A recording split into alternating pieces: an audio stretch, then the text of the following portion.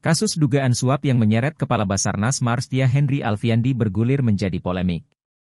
Puspom TNI menilai keputusan Komisi Pemberantasan Korupsi, KPK, yang mengumumkan Henry serta anak buahnya, Koordinator Administrasi, Koorsmin, Kabasarnas RI Letkol ADM Afri Budi Cahyanto, sebagai tersangka kasus dugaan suap proyek pengadaan di Basarnas tidak tepat. Persoalannya adalah saat kasus itu diumumkan setelah proses operasi tangkap tangan, OTT, KPK, Henry dan Afri merupakan perwira militer aktif. Menurut Puspom TNI, proses penyidikan terhadap perwira militer aktif yang diduga melakukan tindak pidana harus dilakukan oleh mereka, termasuk penerbitan surat perintah penyidikan dan penetapan tersangka. Sedangkan menurut KPK, mereka sudah menemukan bukti kuat atas dugaan keterlibatan Henry dan Alfi dalam kasus itu.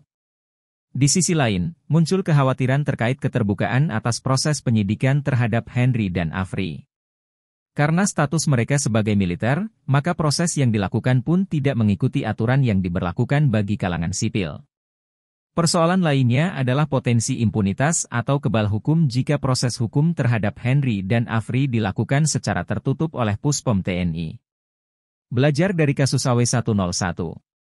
Menanggapi polemik itu, anggota Komisi 3 DPR RI Arsul Sani meminta supaya persoalan penetapan tersangka Henry Alfiandi segera diselesaikan oleh KPK dan Puspom TNI.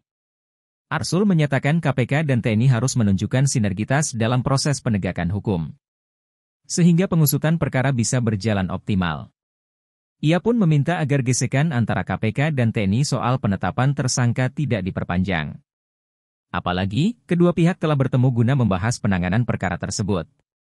Arsul tak ingin proses penanganan perkara tidak berjalan dengan baik. Dia menilai proses penyidikan terhadap Henry dan Alfi sebaiknya dilakukan secara bersama-sama oleh kedua institusi itu, ketimbang berjalan masing-masing.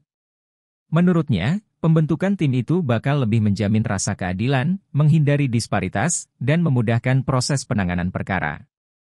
Terima kasih sudah nonton. Jangan lupa like, subscribe, dan share ya!